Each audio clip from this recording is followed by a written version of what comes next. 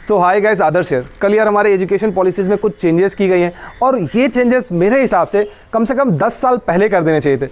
देर आए दुरुस्त आए, और जो चेंजेस है वो काफ़ी अच्छे चेंजेस हैं। उसके बारे में मैंने कुछ पॉइंट्स नोट डाउन किए हैं जो कि मेरे सब्सक्राइबर्स हैं उनके लिए काफ़ी ज़्यादा रिलेवेंट हो सकते हैं। तो आप लोग इन सारे पॉइंट्स को अच्छे से सुनना। और एक बात, ये सारे कोई भी जो बातें बोली गई, जितने भी पॉइंट्स बोले गए, इसमें चेंजेस हो सकते हैं को बता दूंगा। और वीडियो स्टार्ट करने से पहले एक मिनट की इंपॉर्टेंट अनाउंसमेंट है, वो आप लोग ज़रूर सुने। पिछले दिन यार कल मैंने एक वीडियो बनाया था जिसमें मैंने आप लोगों को बताया था कि GoPre आप लोगों के लिए एक टैलेंट सर्च एग्जामिनेशंस कर रही है, जिसमें से 1000 ऐसे बच्चे होंगे जिनको प्राइजेस मिलेंगे अगर आप उस टेस्ट को देते हैं। और वो एक ऑनलाइन टेस्ट होने वाली है। अगर आप 9th क्लास के बच्चे हो, 10th क्लास के बच्चे हो, 11th 12th सारे एग्जामिनेशन, सारे क्लास के बच्चे उस एग्जामिनेशंस को दे सकते हैं। और बिलीव मी यार, उसमें तकरीबन 3000 से 4000 बच्चों ने रजिस्टर किया। मैं चाहता हूं कि इस वीडियो को भी जितने बच्चे देख रहे हैं वो बच्चे इस एग्जामिनेशंस पे रजिस्टर करें और उस एग्जामिनेशंस को दें, ताकि आप लोगों को ये पता चलेगा यार कि आप कितने लेवल पे हो। 1 अगस्त को एग्जामिनेशन है और 2 अगस्त को एग्जामिनेशन है, और फ्री ऑफ कॉस्ट रजिस्ट्रेशन है। मतलब 1 रुपये भी आपसे नहीं लग रहे हैं, और अपने आप को जाके वहाँ पर आप टेस्ट कर सकते हो। और स्मार्टफोन हो गया, लैपटॉप हो गया, तो ये, और अमेजॉन वाउचर्स हो गए, तो ये सारी चीज़ें आप लोगों को मिल सकती है। तो आप लोग जाएँ, लिंक डिस्क्रिप्शन पे मैं दे रहा हूँ, रजिस्टर करें। वहाँ पे आप लोगों के लिए जो किस टाइप की पेपर रहेगी वो भी दी गई है, टाइमिंग स्लॉट्स वगैरह भी दी गई है। 2 फेज में एग्जामिनेशन होगी। फर्स्ट राउंड को आप लोग क्लियर करोगे तो फिर सेकंड राउंड आप लोगों को देना पड़ेगा, और सारी चीज़ें घर बैठ के ऑनलाइन आप लोग वहाँ पे दे सकते हो। आप लोगों को बताना है कि कौन से बच्चे ने प्राइज जीता है, वो मेरे को ज़रूर बताएंगे इस एग्जामिनेशन को देने के बाद। तो चलिए वीडियो को स्टार्ट करते हैं। तो यार मेजर चेंजेस क्या क्या आए हैं, जैसे कि हम लोगों का क्या होता था कि सपोज आप एक अंडर ग्रेजुएट की डिग्री लेने के लिए पढ़ाई करने के लिए गए, और वो सपोज वो कोर्स 4 साल का होता था। आपने क्या किया कि आपने 1 साल पढ़ाई की, 2 साल पढ़ाई की, किसी भी वजह से आपको या तो कहीं से जॉब ऑफर आ गया, या फिर आपको किसी भी वजह से उस इंस्टीट्यूशन को या फिर उस पढ़ाई को छोड़ना पड़ा। ऐसे केस में आप लोग अगर कहीं पे और जाके फिर से पढ़ाई स्टार्ट अगर करना चाहते थे, वैसे केस में आप लोगों को फिर से इनिशियल फेज से एग्जामिनेशन को देना पड़ता था। इनिशियल फेज से आप लोगों को पढ़ाई करनी पड़ती थी। सपोज आपकी 2 साल वहाँ पे जो आपने पढ़ा है वो 2 साल आपकी वेस्ट हो जाएगी। लेकिन अब इस वाले एजुकेशन सिस्टम में जो अभी आप लोगों की ये जो पॉलिसी जिसको ड्राफ्ट किया गया है, इसके तहत अगर सपोज आप किसी भी अंडर ग्रेजुएट कोर्स में पढ़ रहे हो, 1 साल पढ़ाई करने के बाद आपको कहीं पे जॉब लग गई, या फिर 1 साल पढ़ाई आपने किया, उसके बाद आपको ऐसा लगता है कि मुझे ये कोर्स छोड़ देना चाहिए, तो आप लोगों को 1 साल या 2 साल, अब जब जितने भी दिन आप वहाँ पे पढ़ाई कर लोगे, उसके लिए आप लोगों को सर्टिफिकेट दे दिया जाएगा और एक क्रेडिट ट्रांसफर सिस्टम बनाया जाएगा। जैसे कि अभी बोला जा रहा है कि जैसे कि हमारा डिजी लॉकर है, डिजी लॉकर के साथ यार हर चीज़ों को जोड़ दिया जाएगा। सपोज मैं बोल रहा हूँ, फॉर एग्जाम्पल आप लोग मान लो आपने इलेक्ट्रॉनिक्स एंड कम्युनिकेशन इंजीनियरिंग पढ़ाई करना स्टार्ट किया, 2 साल आपने पढ़ाई किया, 2 साल पढ़ाई करने के बाद आपको ऐसा लगता है कि मैं और इसको कंटिन्यू नहीं कर पाऊंगा, आपने वहाँ पे उस चीज़ को छोड़ दिया, और छोड़ने के बाद आपको ऐसा मन करता है कि मैं केमिकल इंजीनियरिंग करूँ, तो फिर आपको वो 2 साल की डिग्री मिलेगी, और उसकी जो क्रेडिट है, वो क्रेडिट आपकी जो सिस्टम है, आपका जो एक प्रोफाइल बनाया जाएगा, वहां पे उस सिस्टम में उस क्रेडिट को डाल दिया जाएगा। और उसके बाद इन फ्यूचर अगर आप फिर केमिकल इंजीनियरिंग करना चाहते हो, तो केमिकल इंजीनियरिंग जब आप करोगे तो उस डिग्री को उसके साथ जोड़ दिया जाएगा, तो क्रेडिट ट्रांसफर हो जाएगा। जो आप पढ़ा पिछले कुछ समय आपने जो पढ़ाई करी है वो वेस्ट नहीं जाएगा। ये एक बहुत बड़ी चेंजेस इसमें की गई है। हमारा 10+2 सिस्टम चलता था, बट अब उस चीज़ को चेंज करके हमारा कर दिया गया है 5+3+3+4, 5 3 8 3 11 और 4 15, मतलब नर्सरी से लेकर 12th क्लास को 4 भागों में डिवाइड कर दिया गया है। पहला जो फेज़ होगा यार वो फाउंडेशन स्टेज होगा, और वहाँ पे आप लोगों को हंसी खेल से जो पढ़ाई, हंस के खेल के इन सारे माध्यम से आप लोगों को पढ़ाया जाएगा और सब्जेक्ट के बारे में नॉलेज दिया जाएगा। दूसरा स्टेज फिर होगा, वो 3 साल का हमारा स्टेज होगा, जहाँ पे आप लोगों को 5th क्लास से बेसिकली आपकी जो वोकेशनल लैंग्वेजेस हैं, उस वोकेशनल लैंग्वेज में भी आप लोग अपनी पढ़ाई कर सकते हो। इस चीज़ का आप लोगों को पूरी छूट दी जाएगी। उसके बाद क्या होता था, जब हम लोग 10th पास करके 11th 12th में जाते थे, तो एक मेजर क्या होता था कि डिफरेंस कर दिया जाता था कि आर्ट्स, साइंस और कॉमर्स। अब वो सारी चीज़ों को थोड़ा सा हटाने की कोशिश किया गया। हालांकि एक सिस्टम बनाया जाएगा, सपोज आप साइंस लेते हो और फिजिक्स की पढ़ाई करते हो, केमिस्ट्री की पढ़ाई करते हो, मैथमेटिक्स की पढ़ाई करते हो, और आपका मन अगर करता है कि नहीं यार मैं फिजिक्स, केमिस्ट्री, मैथमेटिक्स के साथ पॉलिटिकल साइंस भी पढ़ूं, तो अब इस चीज़ को पॉसिबल करने के लिए सोचा गया है। ये इसलिए सोचा गया है यार क्योंकि एक लड़का जो साइंस पढ़ रहा है, जो केमिस्ट्री पढ़ रहा है, फिजिक्स पढ़ रहा है, वो हो सकता है कि उसको अकाउंट्स में भी नॉलेज लेने की तलब हो, वो चाहता हो कि मुझे अकाउंट्स में नॉलेज हो, वो चाहता हो कि मुझे पॉलिटिकल साइंस पढ़ना चाहिए, वो चाहता है कि मैं सिविक्स पढूं। तो वो सारी चीज़ें कब पॉसिबल हो सकती है? इस एजुकेशन पॉलिसी के साथ पॉसिबल हो सकती है। बाद यार बोर्ड एग्जामिनेशन की जो पैटर्न है वो अभी बहुत ज़्यादा रटा रटाया जो पढ़ाई होता है, रटा रटाया ज्ञान जो होता है, उस टाइप से अभी तक फिलहाल तक चला जा रहा है। और इस चीज़ को यार अभी एक बहुत ही मेजर चेंजेस में आएगी, जिसमें आप लोगों के लिए ऑब्जेक्टिव और subjective board type of question पूछे जाएंगे, जिसमें से ये भी ध्यान दिया जाएगा यार कि जब आप लोग पढ़ते हो किसी भी, सपोज अगर आप 12th पास करते हो तो आपके पास एक स्पेशलाइजेशन हो जाए जब वहाँ से आप पढ़ाई करके आओ, तो कॉम्प्रिहेंसिव ढंग से पढ़ाई की जाएगी, सब्जेक्टिव ढंग से पढ़ाई की जाएगी। वो जो रटा रटाया ज्ञान जो अभी तक चल रहा था उस चीज़ को यार अब धीरे धीरे हटाने की कोशिश की जा रही है। एप्लीकेशन बेस्ड पढ़ाई होगी, मतलब आप सोचोगे कि यार मैं कुछ रट के जाता हूँ वहाँ पे लिख के आ जाता हूँ, तो इस चीज़ के ऊपर पूरा ध्यान दिया जाएगा कि नहीं, एप्लीकेशन बेस्ड क्वेश्चन है, अगर आपको सब्जेक्ट नॉलेज होगा तब आप वहाँ पे अच्छे ढंग से पढ़ाई कर पाओगे। कि सिंगल एंट्रेंस एग्जाम आप लोगों के लिए लिया जाएगा, इसका नाम बेसिकली उन लोगों ने ये बोला है सिंगल कॉमन एंट्रेंस एग्जामिनेशंस। अब ये देखो यार 100% श्योरिटी नहीं है कि ये चीज़ लागू हो जाए, क्योंकि एक अभी ड्राफ्ट तैयार किया गया है जिसके तहत सपोज अगर आप अभी WBJEE एग्जाम दे रहे हो, MHT CET दे रहे हो, डिफरेंट एग्जामिनेशन दे रहे हो, उसके बाद डिफरेंट कॉलेजेस में आपकी एडमिशन हो रही है। अब इस पॉलिसी के तहत सिर्फ और सिर्फ एक एग्जामिनेशन ली जाएगी और वो एग्जामिनेशन कंडक्ट कराया जाएगा NTA के द्वारा। ये बस सिर्फ और सिर्फ ड्राफ्ट है, अभी फिलहाल 1-2 साल में ये नहीं होने वाला ऐसा लग रहा है।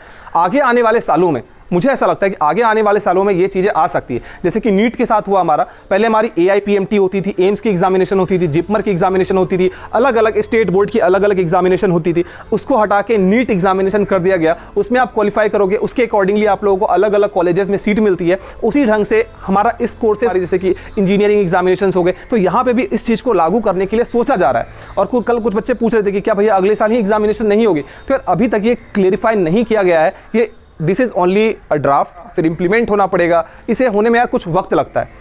तो फिंगर्स क्रॉस, देखते हैं क्या होता है। मुझे ऐसा लगता है यार कि अगले साल के बच्चों को शायद थोड़ा आराम मिल जाएगा, उनके लिए ऐसी चीज़ें नहीं होगी। उसके आगे आने वाले जो साल वाले बच्चे होंगे उनके पास ये वाली चीज़ें जो डिफरेंस है वो की जा सकती है। अभी यार बहुत सारे गवर्निंग बॉडीज़ है, जैसे कि हमारा UGC हो गया। UGC हमारी जो नॉर्मल स्टडीज़ है उसको ध्यान रखती है। एक हो गया हमारा AICTE जो टेक्निकल डिग्री है, उसके ऊपर जो एक गवर्निंग बॉडी है वो है। तो अब उन चीज़ों को हटा के एक सिर्फ और सिर्फ एक गवर्निंग बॉडी को लाने की बात की जा रही है जो कि सारी चीज़ों को हैंडल करेगा। हाँ, इसमें आप सोचोगे कि क्या भैया जो लॉ की बॉडी है, जो लॉ कंडक्ट कराती है या फिर लॉ की पढ़ाई होती है, वो जो मेडिकल की पढ़ाई होती है उसकी बॉडी, क्या वो सब भी एक में ही रहेगा? नहीं, लॉ और मेडिकल को छूट दी गई है। उसकी लॉ की जो पढ़ाई होती है या फिर उसका करिकुलम होता है वो एक अलग ढंग से तैयार किया जाएगा, और मेडिकल का जो करिकुलम होता है, पढ़ाई होता है, उसकी जो एक गवर्निंग बॉडी होगी वो डिफरेंट होगी। कोडिंग को कंपलसरी कर दिया गया है क्लास 6 से। ये एक बहुत बड़ा स्टेप है। मुझे ऐसा लगता है यार कि ये चीज़ को तकरीबन 10 साल पहले ही लेके आ जाना चाहिए था, बट हाँ, देर आए और दुरुस्त आए, हम लोग ऐसा कह सकते हैं। और यार जब मोदी गवर्नमेंट का एजेंडा था कि 2014 में कि एजुकेशन पॉलिसीज़ में बहुत सारे चेंजेस लाएंगे, हाँ, उसे लाने में कुछ वक्त लगा, क्योंकि बहुत सारे दिन, बहुत सारे लोगों से, बहुत सारे बच्चों से इंटरेक्शन करके ये चीज़ें लाई गई है। अब आप लोगों की कोडिंग स्किल्स जो है वो 6th क्लास से ही डेवलप की जाएगी। तो कोडिंग यार एक क्या बोलते हैं कि हम लोग जब चावल दाल खाते हैं या फिर आप जब घर में खाना खाते हो उसके साथ सलाद रखते हो ना खाने के लिए, वो सलाद बन गया हमारा कोडिंग। वो एक इतनी इंपॉर्टेंट चीज़ हो गई हमारे आम जिंदगी में। तो कोडिंग सारे बच्चों के लिए लाया गया। अब ये इंप्लीमेंट हो पाता है कि नहीं, किस ढंग से इंप्लीमेंट होता है, ये एक डिफरेंट चीज़ होगी, लेकिन अगर ये चीज़ इंप्लीमेंट हो जाती है तो मेरे ख्याल में यार ये बहुत बड़ा डिसीजन होगा ये इंडियन गवर्नमेंट का। बढ़िया यूनिवर्सिटीज़ हैं, उस बढ़िया यूनिवर्सिटीज़ की बेसिकली क्या है कि जो टॉप 100 यूनिवर्सिटीज़ आप लोग कह सकते हैं, उनके लिए बाहर देशों में भी उसकी सेंटर्स को बनाई जाएगी, उसकी ब्रांचेस को बनाई जाएगी, ऐसा बोला जा रहा है। जैसे कि फ़ीस रेगुलेशन के ऊपर भी क्या गया है, जैसे कि हमारी स्कूल कॉलेजेस हो गई, हायर डिग्री के लिए हम लोग जो कॉलेज जाते हैं तो वहाँ पे फीस अनाप लिया जाता है। ऐसा कहा जा रहा है यार कि आने वाले दिनों में फ़ीस रेगुलेशन के ऊपर भी एक बहुत इंपॉर्टेंट पॉइंट है, इस चीज़ के ऊपर भी ध्यान दिया जाएगा। और टीचिंग स्किल्स हो गई, क्योंकि हम लोग जानते हैं यार कि हमारे इंडिया में जो प्राइमरी स्कूल्स हैं या फिर सेकेंडरी स्कूल्स हैं, गवर्नमेंट स्कूल्स हैं, वहाँ पे टीचिंग स्टैंडर्ड्स क्या है। हालांकि बहुत सारी जगहों में बहुत सारी चेंजेस की गई हैं, बहुत सारी अच्छे पॉलिसीज़ को लाई गई है, बट स्टिल हम लोग जानते हैं कि क्या कंडीशंस हैं अभी। तो उसके लिए भी यार ये बोला गया है कि 6% ऑफ GDP जो है हमारी, वो 6% ऑफ GDP एक बहुत बड़ा अमाउंट होता है। उसे हम लोगों को एजुकेशन सिस्टम पे अब इन्वेस्ट किया जाएगा, और इससे हमारी जो टीचिंग स्टैंडर्ड है उस टीचिंग स्टैंडर्ड को बढ़ाने की पूरी से पूरी कोशिश वो की जाएगी। और सबसे ज़्यादा इंपॉर्टेंट बात ये कि हमारी पहले हम लोग कहते थे MHRD, उसको चेंज करके यार हमारा जो ministry of human resource and development ऐसा हम लोग कहते थे, उसको चेंज करके हमारा मिनिस्ट्री ऑफ एजुकेशन कर दिया गया। इस चीज़ के ऊपर बहस भी काफ़ी दिनों से चल रहा था। जो हम लोग की एजुकेशन सिस्टम थी यार, बेसिकली वो एजुकेशन सिस्टम हमारी 1980s की एजुकेशन सिस्टम अभी तक चल रही थी। कई बच्चे बोलते भी थे, कई टीचर भी बोलते थे कि बाबा आजम के पढ़ाई का टेक्निक, ऐसा अभी चल रहा था। तो ये चेंजेस अभी 2020 में हुई है, लेट हुई है, but again I am saying कि ये चीज़ें अगर ये आने वाले 5 सालों में अगर इंप्लीमेंट होना धीरे धीरे स्टार्ट हो जाती है तो एक बहुत बड़ा मैसिव चेंज होगा हमारे इंडियन एजुकेशन में।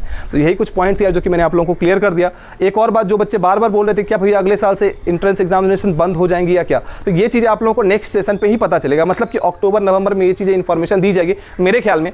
तब तक के लिए आप लोग ये समझ सकते हो कि हाँ अलग अलग एंट्रेंस एग्जामिनेशंस हो सकती है। इसलिए जो ये पूरी बात हुई, जो पॉलिसी लाया गया, दो तीन चीज़ मुझे ऐसा लगा कि जिसके ऊपर खासा क्या बोलते हैं प्रेशर दिया गया, वो ये है कि यार हमारी जो मातृभाषा है, हिंदी हो गई, संस्कृत हो गया, या जो मराठा से हैं महाराष्ट्र से हैं उनके लिए मराठी हो गया, जो बंगाल से वो बंगाली, तो उनके ऊपर फोकस किया गया है कि अगर एक लड़का चाहे तो वो अपने रीजनल लैंग्वेज में ही पढ़ाई कर सकता है। दूसरी चीज़ ये कि कोडिंग कल्चर को लाने की कोशिश की गई। कोडिंग कल्चर यार बाहर वाले देशों में बहुत पहले आ गया, और यही एक वजह है कि हम इंडियंस, ज़्यादातर इंडियंस क्या है कि किसी के अंडर काम करते हैं, और जो बाहर वाले लोग होते हैं वो अपने अंडर हम लोगों को काम करवाते हैं, और हम लोग 4 लाख 5 लाख 6 लाख के अंदर काम करते हैं। तो उस चीज़ को भी मोदी गवर्नमेंट या फिर जो हमारी अभी प्रेजेंट गवर्नमेंट है उन्होंने इस चीज़ को लागू करके आने वाले दिनों के लिए एक पॉजिटिव न्यूज़ जो है वो लाने की कोशिश की है। तीसरी चीज़ ये, एक ही कोर्स सिर्फ क्यों पढ़े भाई? अगर उसे साइंस पढ़ना है, उसे इंटरेस्ट है कि वो पॉलिटिकल साइंस भी पढ़े, तो वो चीज़ पहले नहीं हो सकता था। कुछ यूनिवर्सिटीज़ ऐसी थी जहाँ पे ये हो सकता था, कुछ कॉलेजेस ऐसे थे जहाँ पे ये पॉसिबल था,